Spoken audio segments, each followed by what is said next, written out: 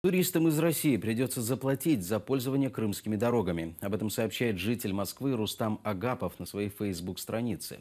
Тем, кто приехал на своем автомобиле, необходимо купить талончик. Он стоит 8 тысяч рублей в год. Можно купить поквартально. Цена первого квартала – 2000 рублей, второго – 3500, третьего – 5000 рублей, четвертого – 2000. Штраф за отсутствие проездного – 10 тысяч рублей, плюс обязательство все же приобрести талон. «Москвич» пишет, что сэкономить не получится, останавливают на каждом посту ДПС. Такие меры введены из-за недофинансирования России полуострова. Москвичи не хотят в Крым на отдых. Это выяснили журналисты «Радио Свобода». Жители российской столицы отпугивают высокие цены, невозможность воспользоваться пластиковыми картами и проблемы с электричеством. Есть и те, кто руководствуется политическими мотивами. Не хочется мне туда ехать сейчас. А вот что должно произойти, чтобы вы поехали в Крым?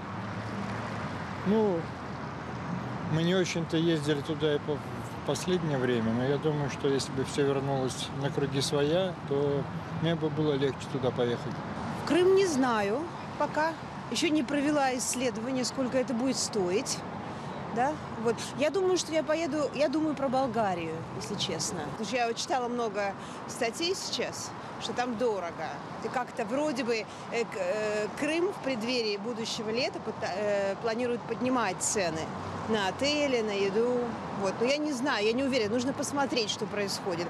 Если цены будут приемлемые, если сервис будет хороший, да, то, конечно, наверное, мне проще поехать в Крым.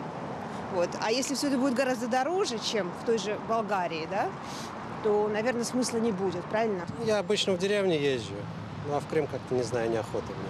Во-первых, моя позиция не совпадает с позицией правительства. Я считаю, что это аннексированная территория.